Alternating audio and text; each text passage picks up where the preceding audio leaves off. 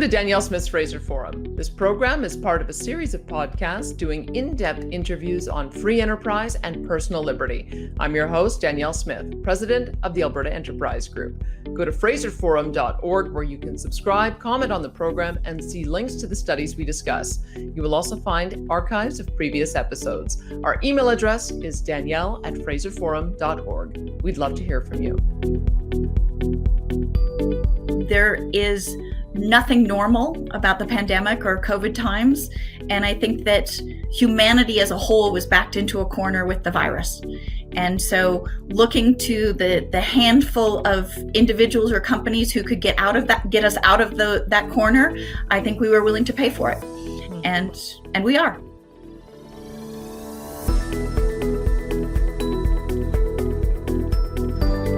Hello, I'm Danielle Smith. Welcome to another episode of Danielle Smith's Fraser Forum. And today I am delighted to have join us Kristina Acri.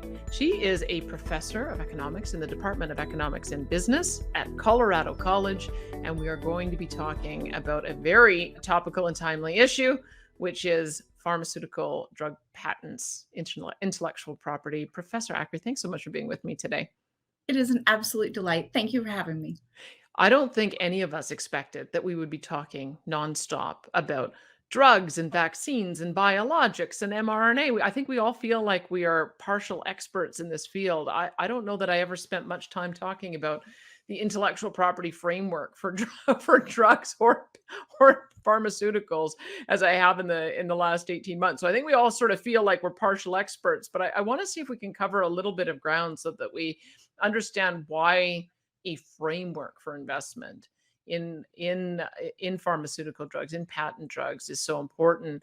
But let's sort of put it in the context of COVID, because there were a lot of things that happened very quickly, and a lot of expedited timelines for research, and a lot of emerging new medications that I think surprised a lot of people. And I want to understand a little bit about how you're seeing the last 20 months. Has it been more success than failure? Or do you think this is showing that certain parts of the system are working? I think the system is working. I think the fact that we have a vaccine and even multiple vaccines is a sign of the system working and the success that the industry has had in addressing a crisis on fairly short notice. I think that this is technology that has been a long time in the works. It's something that they've had and been experimenting with. But when the moment came, I think that they did an excellent job in getting us treatment as quickly as they possibly could.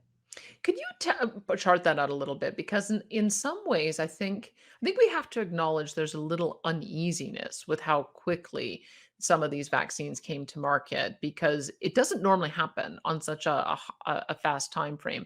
But as you said, a lot of these remedies have been in the works for some time. And so I want to understand a little more about why this new type of vaccine is something that was able to come to market so relatively quickly. Like, tell us what the history is, because I think we're accustomed to a vaccine being that you take a dead virus and it causes an immune reaction, but these aren't that. There's something else. So tell us about this world of biologics so that we can try to piece together why we find ourselves in this place. So biologics, thank you for the question. This is extraordinarily important and good to start here and understand. Biologics are a much more complicated type of medicine than traditional chemical medicines. Traditional medicines are very few, relatively speaking, molecules that are brought together, and therefore they are relatively easy to replicate. Biologic medicines are actually produced within living cells.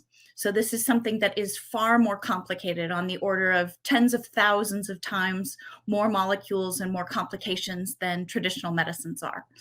It's something that has been developed within the last couple of decades that is showing great promise, and obviously can be applied in more circumstances than traditional medicines, or gives us an avenue to explore when traditional medicines fail. The biologics that were used in the development of the COVID vaccines were things that were developed initially for SARS. So when we had the SARS outbreak a number of years ago, this was something that was started and then shelved because the crisis didn't develop into what we see today. So it was something that they were able to pick up off the shelf and start working with again. Well, that makes It's some sense. Yeah. it's something that is much more uncertain, given that it's more complicated. There are more questions about how a biologic will work in the human body. So it's something that we have to be more cautious with. It's something that we want to both take advantage of, given the promise that's there, but also be cautious along the way.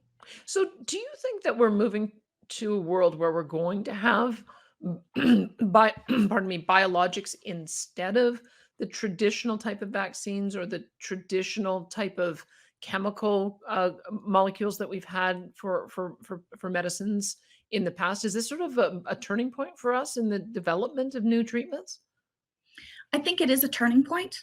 I don't think that we will abandon traditional medicines. I think that they will always play an important role. I think that one of the limitations we have is that we have explored a lot of the promise that traditional medicine holds for us, and biologics is a whole new world. And so I think that these are things that will be used in tandem. I can see them continuing in parallel to develop more traditional medicines as well as more biologics. But I definitely think that the future in terms of addressing more complicated health problems as well as tailoring medicines to an individual lies within the realm of biologics. Tell me a little more about how biologics are going. Just give me some idea of the promise, because I guess I'd always thought that these were the type of remedies that were being developed for things like cancer, or I don't even know if it's Huntington's disease, which it doesn't have, which is a genetic disease, but it doesn't have a cure, or maybe some of the ones that have been so difficult for us to treat, like Alzheimer's and MS. It didn't occur to me that this would be an obvious way to treat a mutating respiratory coronavirus. And so I'm just wondering if in the future, are we going to see more drugs like this for this type of respiratory virus, or is it going to be to treat some of those diseases that I mentioned? I'm just trying to understand where this began and where it's likely to go. Then I think the answer is that we will see it treating both. Hmm. I think that given the success that we have seen with the COVID vaccines in treating this type of disease, I think that we can expect more of that in the future. And I think that the research on, as you mentioned, the things that have been hardest and most difficult for us to address medically, ailments of the brain, genetic diseases, some cancers, I think that the greatest promise we have in those areas will also be with biologics. So I want to.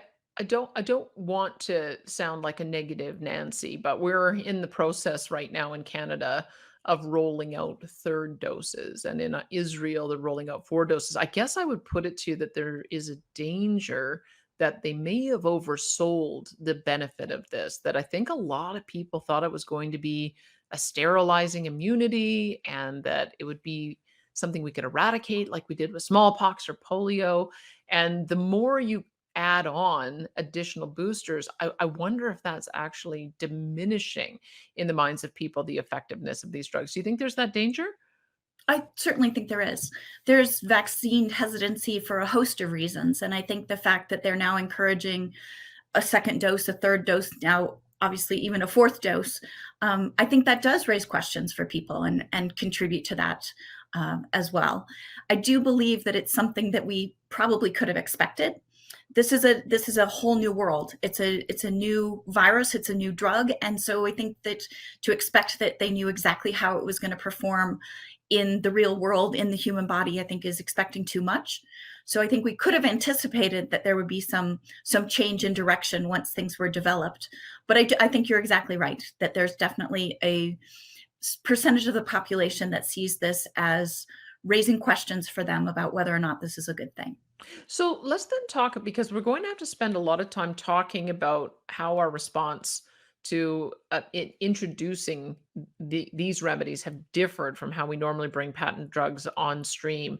But and whether there's some nuances now in what we need to do with intellectual property. But I want to go back to the world that we're more familiar with, which is traditional patent drugs, just to understand the regulatory framework that optimal from your point of view versus where Canada is at. Because I think that there is some appetite for generics to come on stream as quickly as possible, so that once we've identified a drug that works, we want as many people to get it as they can and get it at an affordable price. But there is this patent protection where we give a monopoly period for a patent drug for a period of time. And I want to sort of chart out where the traditional approach has been, and then we'll move into biologics. We'll return to this issue, but tell us a little bit about where this intellectual property around patent drugs, how did that develop? Give us a bit of a history lesson. So patents have been around for ages, since the founding of many, many countries. And it's something that is used to incentivize innovation. So if you come up with a brilliant idea, then in exchange for making that idea and that information public, I will give you, as the government, I will grant you a monopoly for a fixed period of time. And a patent is currently 20 years effective patent life. In terms of pharmaceuticals, this is something that is extraordinarily important, both in terms of biologics and traditional medicines. And that's because pharmaceutical research and development is risky. So we know that only 3 out of 10 will ever earn enough money to recover their costs. It's something that is expensive, in the order of $2 billion to develop a new chemical entity at this point. The number is very controversial, but it's a big number. It's a lot of money. And it's something that's time consuming. So developing a new drug, going through animal trials, clinical trials, getting the drug approved, marketing exclusivities, it eats up time. All of those things are going to necessitate incentivizing investors to put their money into these discoveries. And in order to do that, we offer them a monopoly for a limited period of time. Once the patent clock begins, most companies will have an effective patent life where the drug is on the market and they have patent protection for somewhere between 10 and 12 years. So of the full 20, they get about half of that to recover their investment. And yes, we want to see generics come to market quickly, but we also want to see new medicines being developed. And so the patent system is the compromise that we have reached in order to incentivize new drugs, but not give them a lifelong monopoly. So I guess the question would be then, we're moving very fast in this new information age, and that seems to be a model for a slower time. I mean, I think back to when iPhone and iPad first entered the scene. I got my first iPad in 2012, and now it's revolutionized the way we get information, access information, and share information. And it seems to me that there's a development of new apps every single day, hundreds of them, and there's a real robust generation of ideas happening in the tech space. And it seems like we've got a pretty plodding 20-year old style approach on pharmaceuticals. I'm wondering if we need to update it, because maybe the solution is finding a way to get through the regulatory process faster, so that you have the access to market first as the first mover. That's where you make your money. And maybe the problem is that we're taking so long to approve some of these. It's certainly a question to be raised now in this new COVID era, where we've seen that we can expedite the process when we choose to. Maybe the problem is the process, and trying to hang on to an outdated process in this new information age. Maybe that's not going to work anymore. And I think you raise important questions. I think in contrasting the tech developments with pharmaceuticals, one of the key issues there is how you commercialize this. How do you make money on this? And in selling their apps, they have a very straightforward way of earning a return on the time and money that they put into that. Pharma is a little bit different, given that we have to process it through the human body, and we therefore want to make sure that it's safe. So the regulatory process is designed in order to make sure that when products do hit the market, they are safe. And we know that it's not perfect. We know that there are drugs that are withdrawn because additional things come up after they've been marketed, and we may pull them from the market if we determine that they aren't safe. But I think a lot of that time is used to make sure that these are things that are safe for consumption by people. So talk to me about what the world of generics look like. Give me an understanding because I feel like Canada has put more of an emphasis on trying to encourage the generic space to have more generic opportunities and have been slightly less accommodating of the patent rights or patent periods for drug companies. So just chart it out a little bit for us about where generics fit in. So generic drugs are brought to market upon the expiration of the patent. So when the patent expires, it's usually within the day that generic drugs will make it to market and be available in lieu of the branded drug. Generic companies have access to the information, the recipe, so to speak, within the patent as soon as it's filed and made public. And so they are ready to leap into the market as soon as it's possible for them.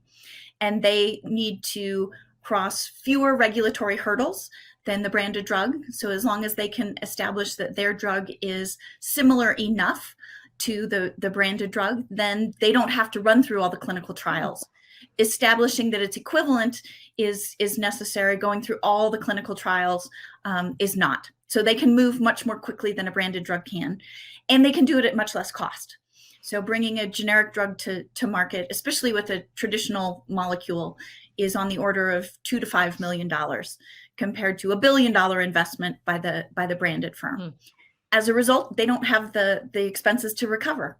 So yes, they are able to bring their product to market at much lower cost than the innovator company is at the beginning of the process. So tell me how the dance works then between the patent drug companies and the generics. So it sounds like you've got the generics just waiting for the moment that their drugs come off patent so they can get straight to market. Does that mean that the patent drug companies are able to come up with sort of a new patented version that's better than the old version? Does that often happen?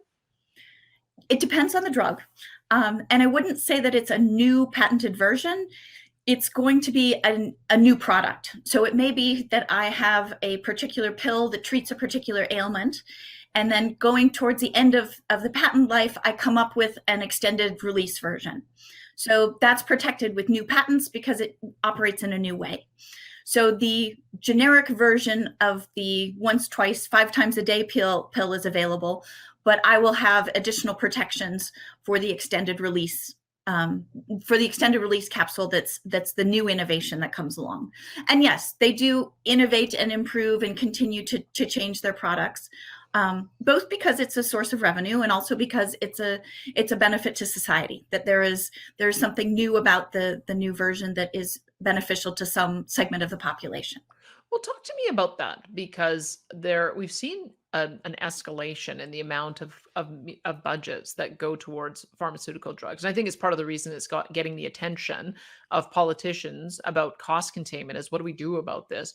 But you know what I've often wondered is, and if there's been good studies on how much money gets saved by using a new pharmaceutical remedy versus the traditional way of treating that. I think the thing that comes to mind is how we used to treat ulcers with surgery until we found out that it was caused by a bacteria, and then we were able to use a pharmaceutical drug. But I don't know if anybody's ever really done that analysis where you show that sure it's costing us more on the pharmaceutical side, but look at all of the savings that we have because we're able to displace a bunch of traditional remedies. Can you give us some insight or even some examples?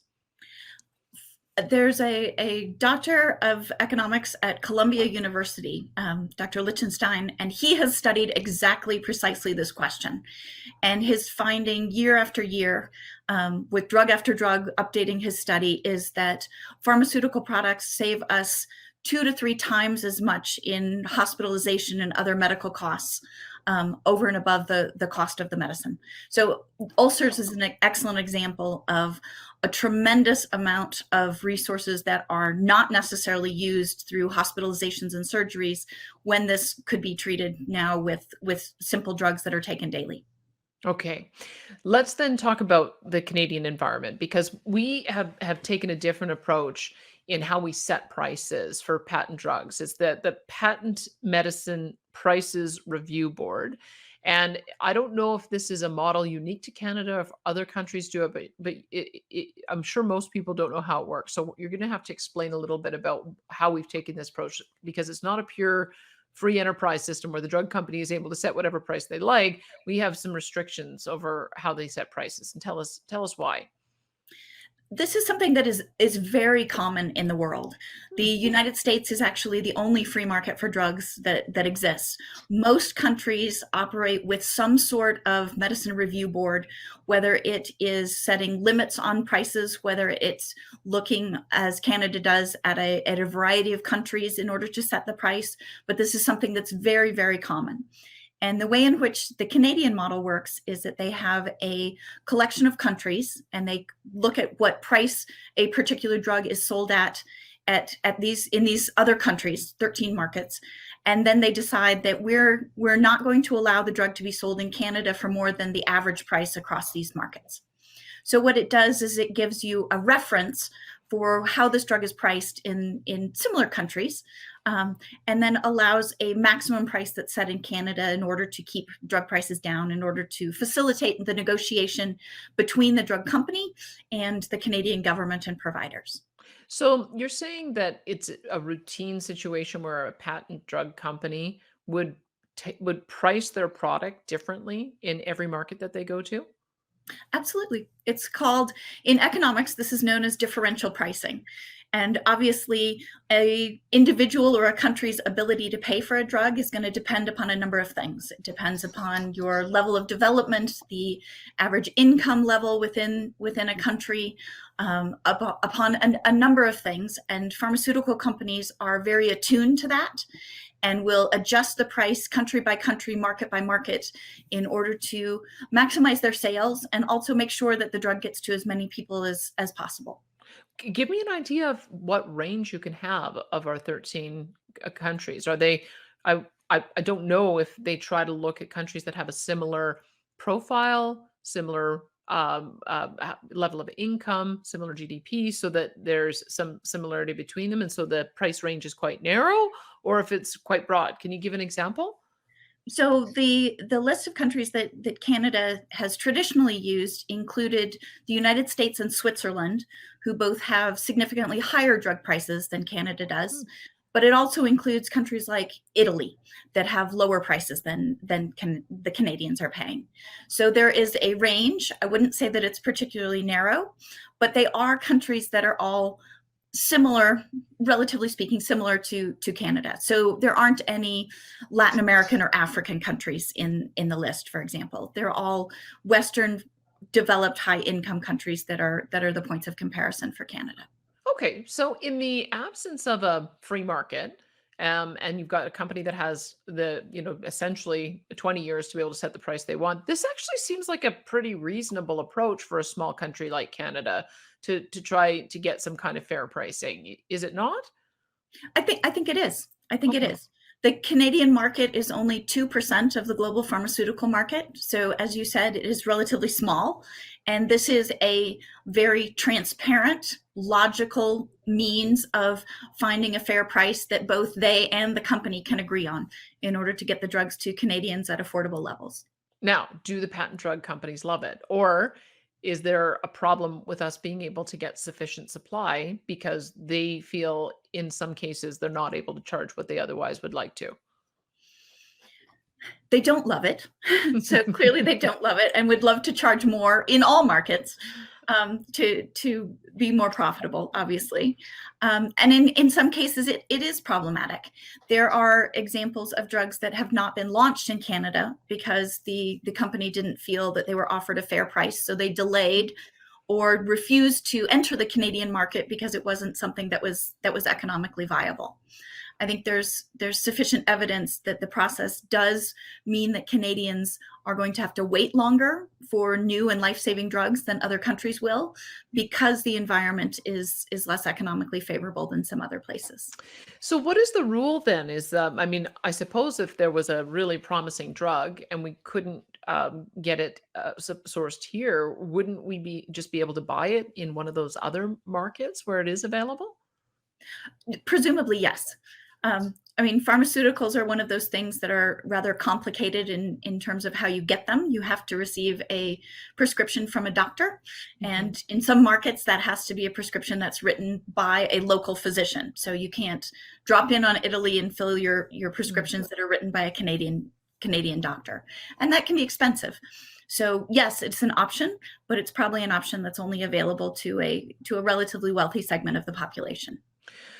Is there a way for a more formal sourcing process? Whether, because we have a system in Canada where we have federal government responsible for some portions of the health system, including the board that we're talking about, but the provincial governments all have their own formularies and the things that they will cover, I believe, under their various drug plans.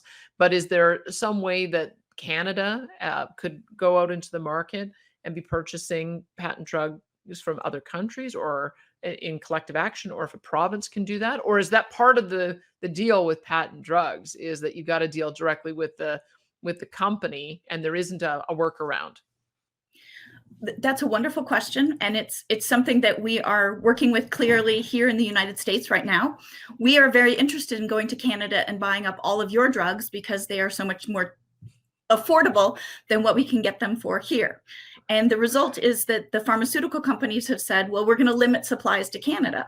So if the Canadians decide to sell their cheap drugs to patients in the United States, they will no longer be available for Canadians.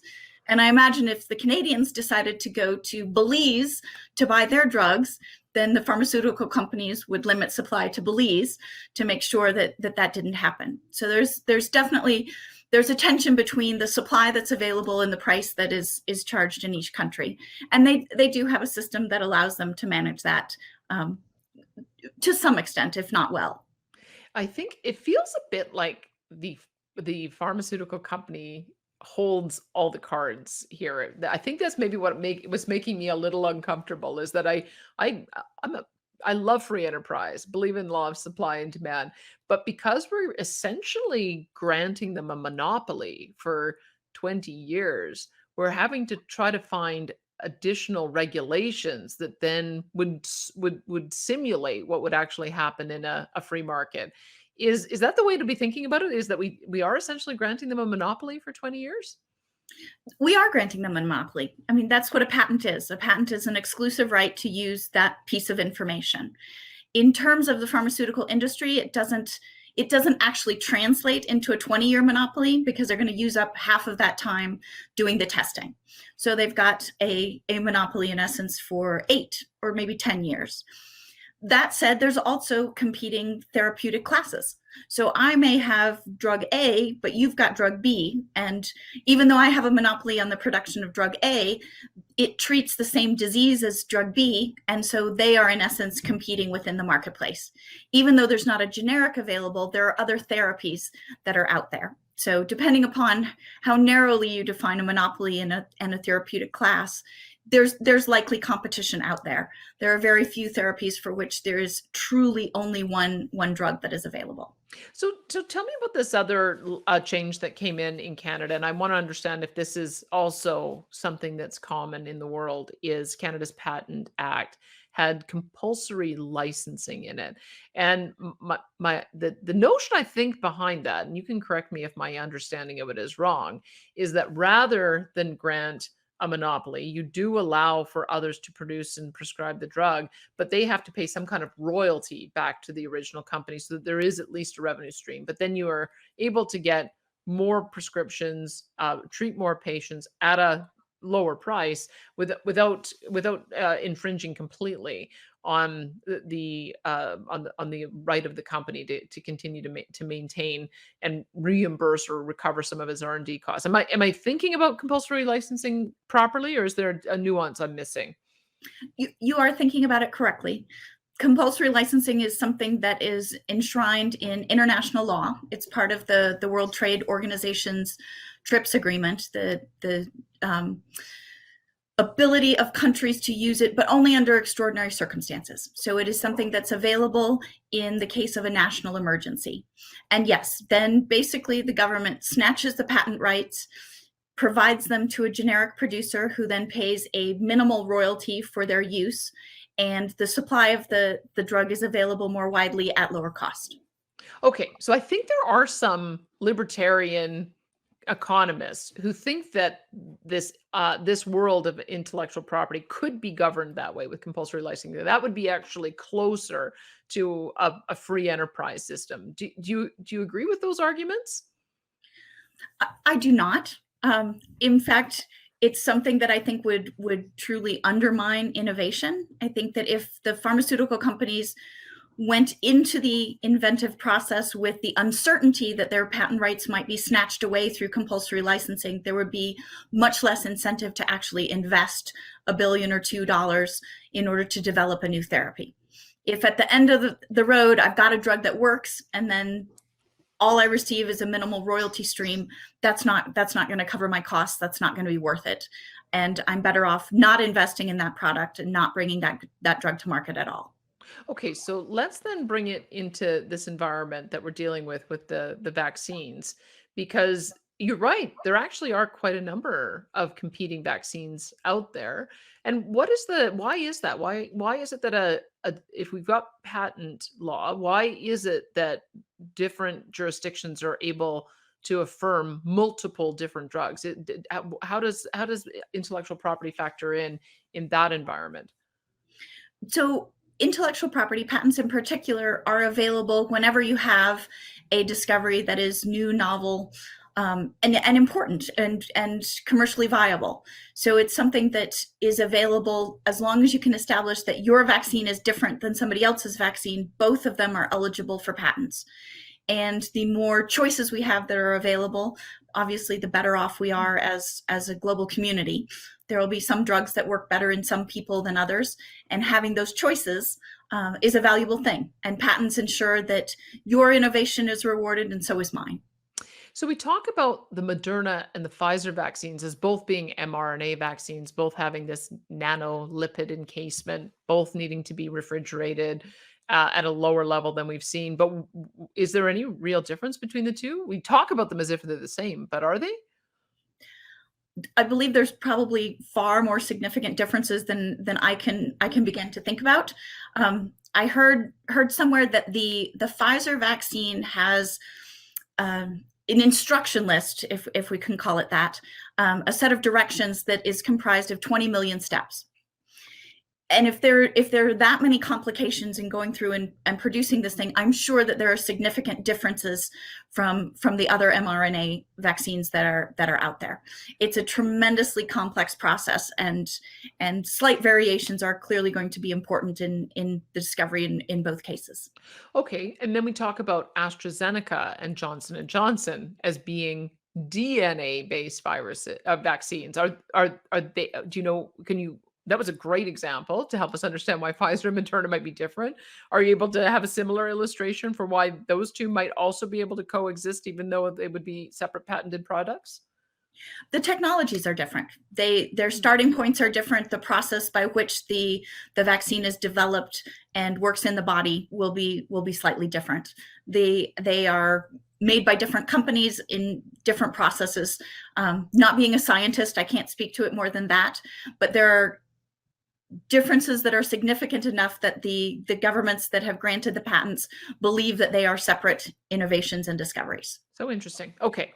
So the way of correct my terminology in case I have it wrong. So we were talking about patent drugs and generics. We are now talking about biologics, and the equivalent is biosimilars. So tell me how the world operates here. Maybe use these as an example. So they came to market very quickly. Does that mean that did you said, but you also said that they were basing this on research that they've done in the past. So what is the patent protection for Pfizer's vaccine or Moderna's or AstraZeneca or Johnson and Johnson? What does the legal framework look like for these particular biologics? When can a generic company come along and create a biosimilar? A biosimilar could be created as soon as the patent on the biologic drug all the patents on the biologic drugs expire, because I'm sure that there are probably dozens of patents on each of these drugs for different innovations. The technology that has been in existence for a number of years is the mRNA technology. So it was used previously in the process, in the search for a SARS vaccine, and then shelved. And it was that technology, that recipe book, so to speak, that was picked up again for the COVID vaccine. But the treatment for a particular virus makes it a different innovation, a Oh. different drug. And so could it be that they still have, since it's been on the market for less than a year, could it be that they have 19 years left under that patent? They will have 19 years left under some patents. There will obviously be some of the technologies that were developed before COVID hit, and those patents will expire earlier. And if those patents expire earlier, then that technology can be available to generic producers or biosimilar producers earlier than the other technologies that have more lengthy patents. So here's where it gets complicated for me is that under a normal circumstance where you've got companies taking a risk to do this R&D investment, I can see why you'd make the argument that they need a period of time to make their money back. But in the case of these vaccines, what has happened is the government's given a lot of money. They've almost been a co-developer and co-supporter and co-funder. But in addition, I don't think anybody's paying out of pocket for a vaccination, and I don't think any insurance companies are paying out of pocket either. It looks to me, certainly in Canada, that it's 100% government funded. So if you have taxpayers supporting the R&D process, taxpayers saying sky's the limit, we will buy as much as you need, no one will have to pay out of pocket. Apparently, the contract saying that you have to continue to buy as much as you've contracted for or pay for it. So we kind of are on the hook for several tens of millions of doses, as I understand it, for some of these vaccines. That seems to be the quid pro quo where you'd say, you know what, you made your money back. You don't get 19 years this time because we have more than compensated you for for the fact that you expedited your research and the amount that you sunk into that. Am I looking of this the wrong way? I don't think so. I think that that could have been part of the negotiation. It could have been at the onset when the government agreed with these companies to support the development of these drugs and then purchase the doses. They could have required, under those circumstances, then you forfeit your patent rights. My understanding is they did not do that, but it definitely would have been something that was on the table at the time at which the contracts were signed. But do you think that the governments had the power to do that? Because when I'm sort of going back through history, looking at what happened in Canada, we had a false start in trying to negotiate with a Chinese company to do our own project to develop the vaccine here. When that fell apart, our government had to quickly scramble to develop deals, and there was a lot of criticism that they were late to the table. But their being late to the table means that you have to kind of sacrifice a few things in the negotiations. The contracts aren't clear, so we don't know exactly what it is that we sacrifice. But did governments really have that kind of power to negotiate with these companies? It doesn't sound to me like they would have, because essentially the company would have just said, okay, you're bottom of the list. And you're probably right. You're probably right. I think they could have tried that. Um, it's obviously a strategy that they did not feel was going to be effective or successful, and so they didn't. It was an option that was out there, but you're probably right. Under the circumstances in which hundreds of thousands of people were dying and needed a treatment immediately, we were all under the gun. And you're right that that handed tremendous marketing, tremendous negotiating power to the firms that were working on the vaccines. I guess the reason I find it complicated is that now I'm trying to figure out what is the path forward. What is the smart way of approaching this? If we've signed a deal that essentially gives a 19-year patent, we've already heard that the head of Pfizer has said that, yeah, we gave you a deal on the first doses, but the actual cost of these should be more like $150 per dose. That seems like one of those areas where you'd say, we need to revisit these terms. But can you do that? I don't know how ironclad this world of intellectual property is. It seems to me we can make a big case about why it is that with future doses, if this is going to be a once a year or twice a year, and it's going to go on for the next 19 years if you've locked into one particular type of vaccine. It seems like there should be some way of us getting something more approaching competition and free market, considering they've more than made their money back on this one. And I think that depends on how you calculate a return on investment. Have they made back the money that they invested in developing it? Probably. Have they made 5%, which they could have gotten on interest in the bank? Probably. They took on a lot more risk than that, and they would argue that they need to be compensated for taking on that risk and traveling down this path. I think that there's definitely an argument to be made in that nature, and I think that there's also and this is sort of a whole other area to explore, is the ability to separate pricing from the incentive to invent. And is it fair that people who are sick are the ones that bear the cost of paying for the medicine that's used to treat them? Or is this something that society as a whole should bear the cost for? And right now, the way in which the system works is that if you are the unfortunate person struck with a disease, then you are the one who will bear the cost of the medicine that treats you. We could imagine a world in which all pharmaceutical research and development funds came from a centralized fund, and then the drugs were made available at more affordable costs, and there was some prize given to the pharmaceutical company for their development. We don't currently work under that system. So the way that things are now is we've got a free market system in the development of these technologies, and companies they are rewarded for the risk that they take on. So I guess, when you say rewarded for the risk, I guess that's the other part. And maybe the COVID era is just the exception to the rule, but because they've negotiated any shield from vaccine injury as well, like that to me also takes away a lot of the risk of the company, that there is a vaccine adverse effect injury database, but the company is now not going to be responsible if there's going to be no civil litigation. Isn't that the other way in which you could make the argument that there has to be some parity here? I guess this is what I'm sort of frustrated by, is it seems like when we grant this monopoly, if you grant a monopoly and you lock in for another 19 years, and the price is kind of out of your control, and they're able to say, sorry, you don't get your supply, and you're also shielding them from risk, and you're helping them to develop it because you're paying the cost. I don't know. That doesn't sound to me very free enterprise. That sounds to me like there's one party that has way more power than the other. And I guess I thought it was, maybe I'm being naive. When I go back to my time in my economics program, one of the things we talked about is government's job is to prevent monopolies. And yet we're talking about government here maintaining and perpetuating and supporting a monopoly. And I'm struggling a little bit with this.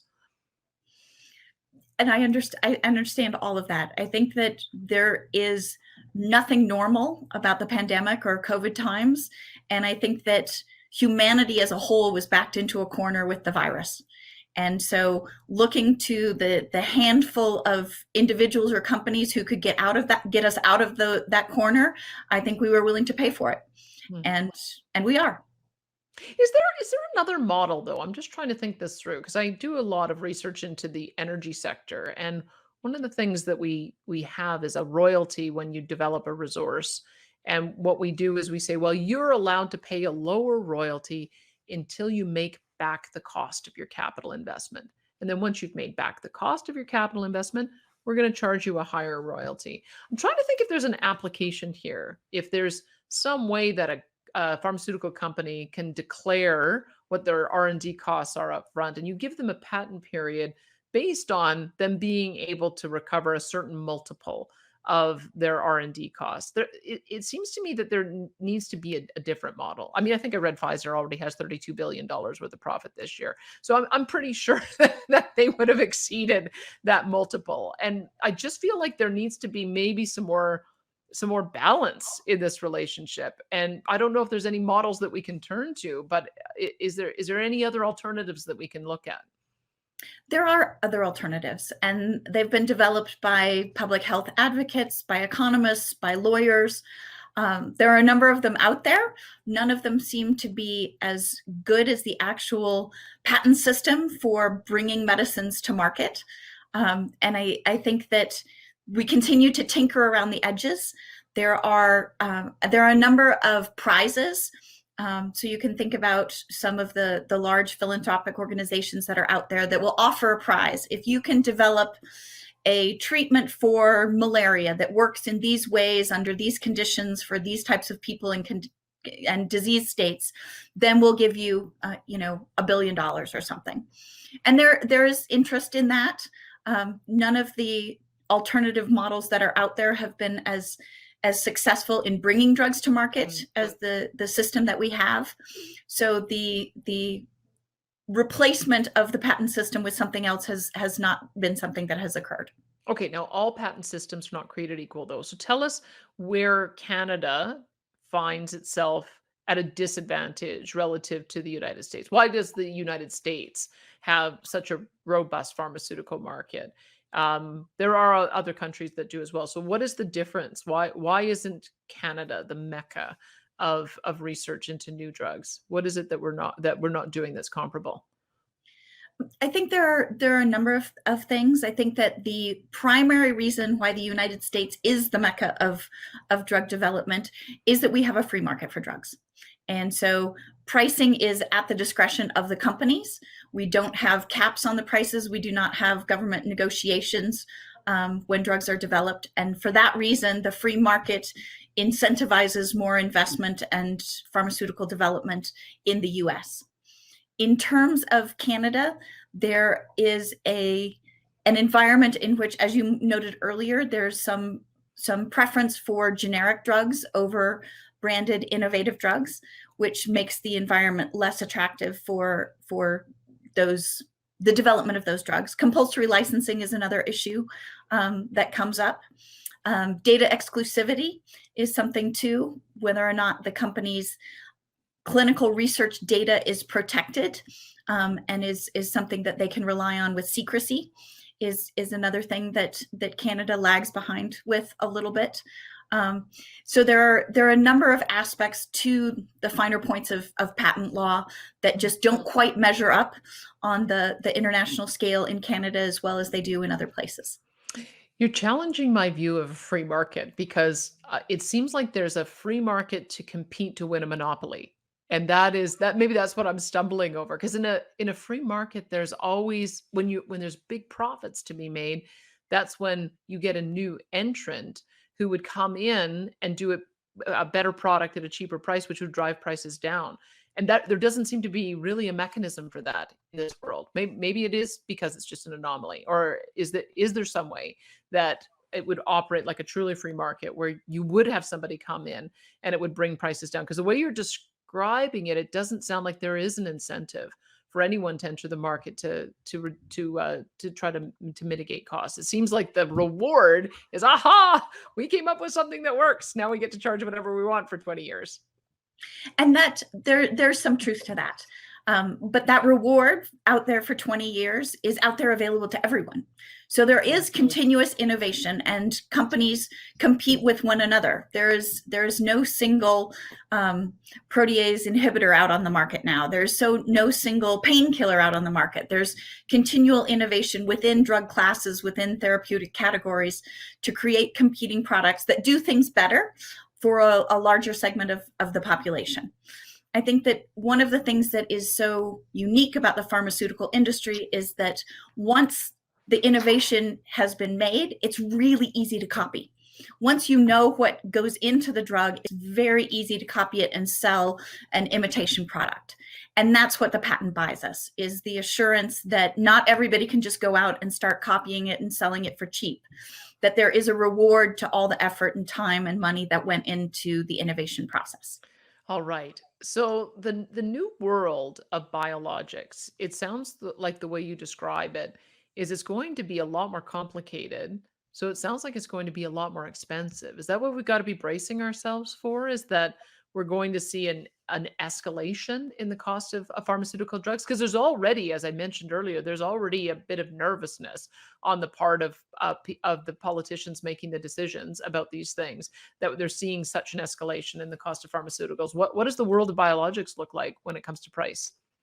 I think you're exactly right. I think there will be an increase, in part because these are drugs that are difficult to produce and more expensive to produce than their much more chemically simple counterparts. The other issue with biologics is the fact that once you have the recipe, so once you've got the process by which the drug was designed, it's not that easy to create a biosimilar. So the biosimilar, both in its production as well as in its testing and regulatory process, isn't as straightforward as a traditional generic. So while a traditional generic can be manufactured for a fraction of the cost of the innovator drug, a biosimilar can't. And so when we contrast the innovator product with the biosimilar, we won't see the tremendous drop in cost that we do with generic drugs. So I think that both of those factors are going to lead to drugs that are more effective and they're more sophisticated, but they will be more expensive. So I guess this is the question. I mean, are we going to in the future be able to have a choice as a consumer? Because that might be the other thing that drives the competition. If you've got a really expensive biologic, but you could also continue with a traditional therapy, or maybe there's a generic drug that would work. Are we going to have those choices? Because it doesn't seem like we have the choice in this environment. I don't think that you've gone down the same road that necessarily that Canada has, but Canada doesn't offer anything other than vaccine. There isn't a therapeutic option. In some countries there is, but I'm wondering if that's going to be the case, is that as biologics develop and become the standard of care, does that mean that traditional ways of treating are not going to be produced or going to be phased out? And is there a role for consumers to have that choice? If people are price sensitive and they see the price, should they be able to have that choice? Is that a way that you can create some of that market response, is by bringing the consumer into the picture? You raise such wonderful questions, and this is something that is probably not in the consumer's hands. This is probably something that will be negotiated by the insurance company. So I don't actually pay the cost of the drugs that I purchase. I have a copay that comes out of my pocket, but my insurance company decides what are the available treatments that they will cover and what will be the cost that they will pay to the pharmaceutical companies for those things. And I think as long as the insurers can save money through traditional therapies, through alternative mechanisms, that those will be things that are available. It's also a question of choice by the physician. So it's my doctor who decides which drug I'm going to take because of my biological state, my disease condition, and the factors that go into deciding that this therapy would be better than another. And I think that those are things that will determine what that landscape looks like in the future. But I do believe that both will be available and that consumers as well as physicians and insurance companies will have that choice. Okay, once again, you're challenging my view on how free markets work, because now we've got a situation where a company with a patent can charge whatever they want, and the consumer is shielded from the cost of their choices. And so we don't have transparent pricing, and the pricing mechanism is supposed to be the beautiful invisible hand that helps to modulate the market, right, and get supply and demand matching. But if all of that is hidden from the customer and irrelevant to the doctor and not transparent in the decisions that the insurance company is making, I'm not I think we're moving further away from free market principles, aren't we? You're exactly right. And the market for drugs and healthcare in general is characterized by all of those things. So how do we correct that? If I want to be a purist and I want to see transparent prices and I want consumers to be able to make informed decisions and I want companies to be responsive to consumer choices, is there a way to fix it, or does the model just not work? I think the complications of healthcare and the number of intermediary agents in it mean that it's very difficult to correct that. I think that we could have a lot of government regulations that would say that, these are going to be the prices. This is what's going to be paid by these individuals, by these institutions, and that would give us the transparency we need. But it also removes some of the choice. So I don't see a clear-cut way to strip out the layers and all the actors that are involved in the market at this stage. Oh dear, I was really hoping that I wouldn't have to ask this question, but I guess I'm going to have to because we're sort of now ending up with the fact that we do have insurance companies, but more so, especially in our market, government entities that believe that it is their job to step in and create a national pharmacare program. And in talking through this about all of the cards that are stacked against an individual insurer or a consumer and trying to negotiate with the companies, it's almost driving me to think that maybe we do need to have more government control in this area. And so I want to talk that through a little bit with you about what first of all, there's lots of ways that you can deliver on a government funded pharmaceutical program. Because we've got 10 provinces that are responsible for this, we could have 10 different pharmaceutical programs, or you could have the federal government step in and say, we're going to do one program for everyone. But that's not necessarily the only two models. So tell us how you would think through that. If cost containment is going to be the goal, and the cost of these is going to be out of reach of the average patient, what is the way to be able to negotiate these kinds of contracts, or the coverage you would provide to make sure that we're dealing with some of the issues of equity, that people are getting the care that they need when they need it? I think that there is no one right answer to that there are a host of things that could work. I think that at the core of this is capitalizing on your negotiating power. And the larger the market is that you bring to the companies that you're dealing with, whether that means that instead of just a single province, you've got all of them together that are negotiating, or Canada teams up with France and Italy, and the three countries go in for the negotiations together. I think that the larger stake you have in approaching with a large market with a significant purchase, I think the greater power you have in making those inroads. So where is there another nation similar to ours in size? Because you mentioned we're 2% of the market. So there's got to be plenty of nations who face this similar kind of challenge. And you've written about Switzerland and you've written about Netherlands. Maybe you can tell us a little about how they approach it. And does that give us some guidance? Do they have they got it right? I don't think that anyone necessarily has it right. I think it's figuring out what are the details of the system that work best for you. And I think that the specifics of the Canadian market will be different than Switzerland or the Netherlands, and that looking at what your objectives are and what the people want, I think is more important than just adopting some other system at face value. And I think even the preferences across provinces are going to be different. That not everyone in every place is going to want the same choices or the same options. I think there's possibly a role for the federal government in negotiating for drug prices, but I'm not sure that you want all of the cards held by the federal government instead of having individual choice at the more local level. What would be the optimal way of making sure that you've got, maybe that's the trade-off, right? Is that if you either have to decide, are you going to have maximum choice by the patient and the doctor to prescribe, money is no object, or are you going to take some measures that have cost containment? Is that how the debate ends up coming down? I think it is. And I think part of the issue on the cost containment side is that you cannot provide every drug that is on the market. You have to limit choices. And there will be some things that aren't on the formulary and aren't provided for the sake of containing costs and getting a better deal on the drugs that are on the formulary. So there is a trade-off, and there's a cost there.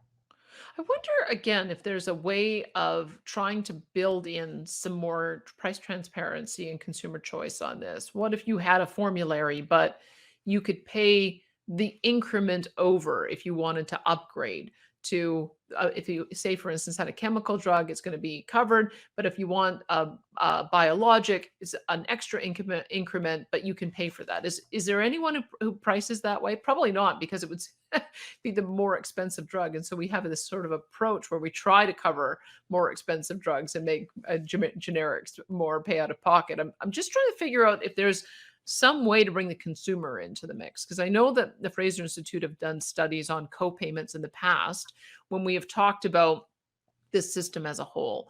And I think they came up with some optimal amount that the consumer themselves has to pay in order to create the price transparency and also make some changes in decisions. So if you have to pay, I think it's 25%, you have to co-pay 25%. Then it becomes, oh my goodness, if I go to a hospital emergency room versus wait for my family doctor, that will save me some money. And so it creates some changes around how consumers make their choices. Is there a similar application we can apply to the pharmaceutical world? There certainly is. The insurance company that I have has one copay for generic drugs and a different copay for branded drugs. And the system that I've got has 2 tiers. There are plans out there that have more tiers. And as you expressed, you could have traditional therapies at one level and biologics at another level. So it is possible to ramp up the pricing with different types of drugs, different types of therapies, different cures. Is that a common approach to take, or is that I mean, going back to America, because you said that they've got this free enterprise approach that attracts a lot of investment. Are they the most free in being able to provide that kind of sort of segmentation in the market? I don't think we are. I think we have a couple of layers, and it'll vary across insurance plans too. So it depends on who the provider is. But I do think that other countries have been more creative in breaking that down to finer levels than we have. Is there, I guess I'm wondering how do we measure success and effectiveness? And should that be a consideration? Because there is a very high incentive based on how we've described how this market works. There's a very high incentive to create a reformulation in order to reset the clock on the patent. And so is there some way that we should be doing an assessment of how much more benefit we get out of this additional formulation versus a generic, or versus a more cost-effective or more traditional approach? Does that feature in any of the literature at all? Is that something that we can use as a guide? It is, and it does. There's an entire field known as pharmacoeconomics that is based in testing efficacy for dollars. So how cost effective are these things? And the British system has a minimum threshold. If we don't get this much additional health for the dollar, then the drug is not covered and it's not placed on the formulary. So there is it's a social science that has come about to measure this, and it is utilized by some governments to make a determination as to whether or not the drug will make it on the formulary. What are some of the factors that would go into determining that level of effectiveness? Is it years of life extended? Is it years of disability avoided? Is it less side effects? Like, what would be the kind of measures we should be looking at? It's exactly that. Additional life years. So they measure both time as well as quality. So quality of life, in terms of discomfort, in terms of functioning limbs, in terms of leading a normal life. All of those things are measured, and then there's a value, an actuarial value appointed to each of those to determine what's the value we get from this medicine and how much does it cost, and what does that trade-off look like. Are we at a point where, I hate to sound like the head of the patent office saying, oh, we've invented everything that could possibly ever be invented, we better shut this down? I think there's I don't know if it's an apocryphal quote, if it really existed, from 1890, and obviously not true. But at some point, don't we reach the limit of what we can do? I mean, isn't there a point where, I mean, as I've often said, none of us are getting out of this alive. We still haven't managed to extend life forever. And so there is sort of a limit to how much intervention you can do, because at some point the body just stops working. Is there some point where we might get to that, where we've kind of reached the limit of what science can do for people? Possibly. I don't see it happening anytime soon. Hmm. So I heard an interview with a scientist yesterday who talked about the fact that the human body contains 20,000 cells or 20,000 genes. And every cell contains all of our genes, but the degree to which they are turned on or turned off determines what that cell will do. So Hmm. that's what makes the difference between a red blood cell and a kidney cell. And as long as we can get down to that molecular level and work on genes and cells, and I think that there's so much more to be done, and we're in this for the long haul, and it's going to be a very, very long time before we run out of interventions and ways to invent things. So just paint a picture of what it is that we're in the middle of in a transformation to, because I just spoke with an entrepreneur yesterday who said that they're about to roll out genetic testing, so sort of a sort of a cheaper version of genetic testing to make it more accessible. And the way you've described it, it's almost like we'll all print out our own genome to learn about what our pre-existing conditions might be, and then develop a tailored biologic treatment strategy to keep to make certain that those genes don't turn on. I don't know. Just based on what we've been talking about, I'm just trying to figure out what this shift in paradigm looks like. Have you done some reading on that? What does the shift look like? I think we are moving towards personalized medicine, where there will be genetic testing that allows us to tinker with particular drugs and tailor them to the individual. I don't think it's science fiction any longer, but I don't think that we are anywhere near doing a very good job of that yet. I think that it's on the horizon, but it's still a ways out there. I guess then it makes me even more uneasy because we already have our healthcare system taking up about 50% of all of the revenues that are generated by government. We also have an attitude in Canada anyway about universality and a reluctance to talk about private pay out of pocket. And so, but this world that we're looking at, it's going to be extraordinarily more costly than the one that we have right now. And so I don't know that there's any way to avoid discussion of cost containment or having an individual shoulder a portion of that cost. That's a pretty complicated conversation to have. It is a complicated conversation, and I think that your comment about having individuals shoulder some of that cost is an important component there.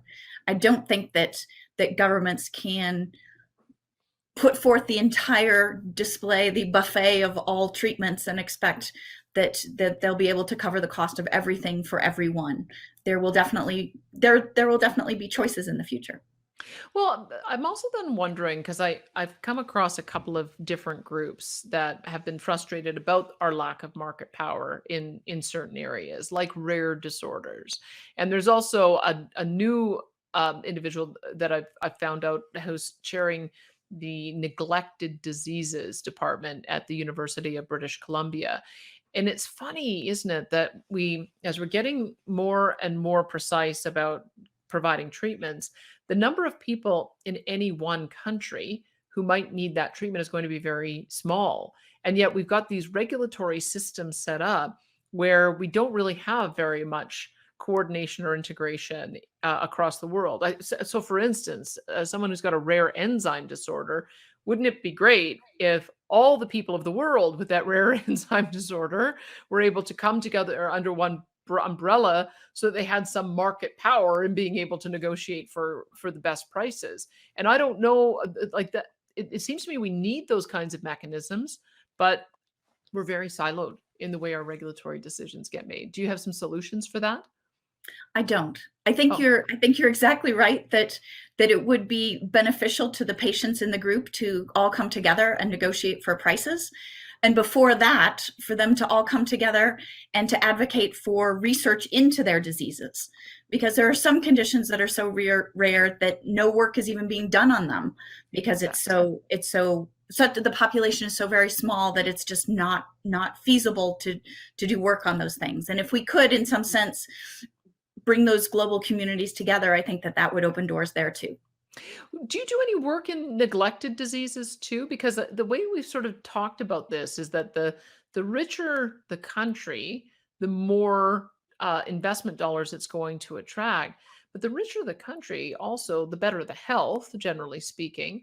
And it does leave me concerned about what do you do about neglected diseases in the poorer countries of the world? Because you to be able to bring those who are in impoverished countries up on a standard of living, you've got to deal with some of the baseline diseases that are in those countries. But the market that we're talking about doesn't seem to reward finding a solution for, I don't know, dengue fever or whatever. There's some very unique diseases in both South America and Africa. And is that a problem? It is a problem. And that's why they're called neglected diseases, is because they do not command the attention of the world or the pharmaceutical research industry. And these are things that are serious problems in terms of health and life and liberty in a lot of these developing countries, and they don't get the attention or the research investment that they need. There are a number of mechanisms for encouraging that. In the United States, if you develop a drug that treats a neglected disease, then you can get a patent voucher that can be used, applied to a different drug. So there are some incentives to capitalize on these things and encourage companies to work in these directions. But it is still definitely an area that is greatly overlooked. Do you have an example of whether or not there's much uptake on that type of approach, the patent voucher idea? It's an interesting one. I believe that there has been uptake. It's been a while since I read the articles that put the numbers on that, but there's definitely a handful, if not a dozen, instances in which discoveries have been made that have qualified for these things. There's another area that it seems to me there's some neglect in research, and I don't know what the solution might be to it, but we have discovered so many molecules that are helpful, but there's always repurposing of drugs that can happen. But there doesn't seem to be an efficient way to do that for the reasons that we've talked about. Is the system set up entirely to reward the patent?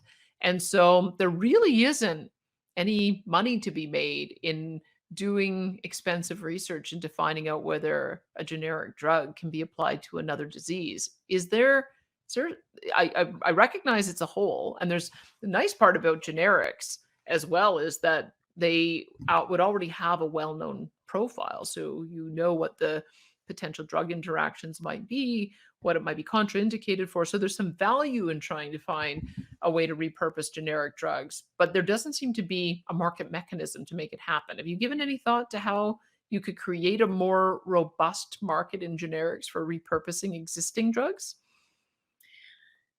Not beyond what you have just stated.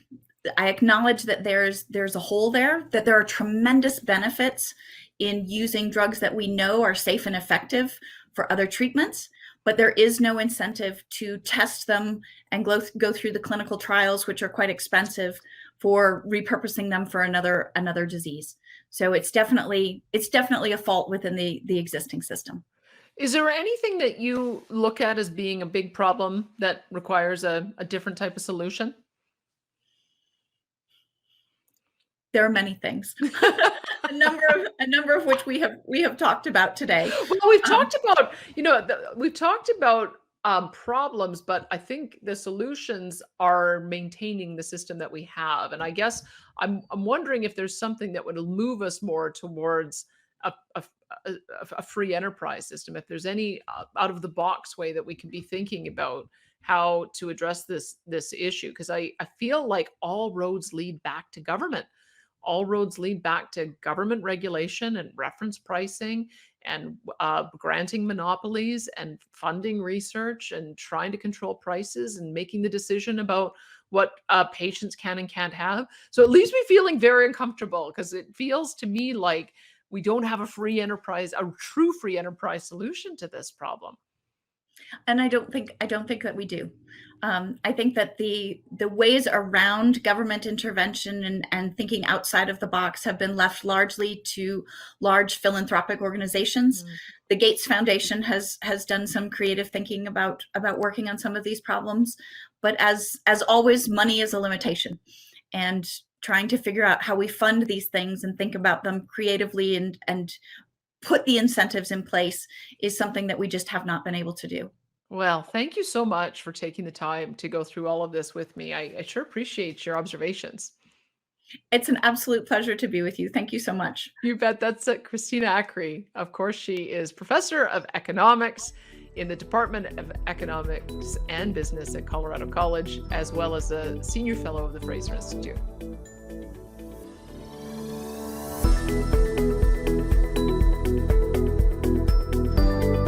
We hope you enjoyed today's episode. If you like what you heard, be sure to subscribe on YouTube and wherever you stream your podcasts. And to stream old episodes, learn more about the show, and where to subscribe and submit your questions for future guests, visit fraserforum.org.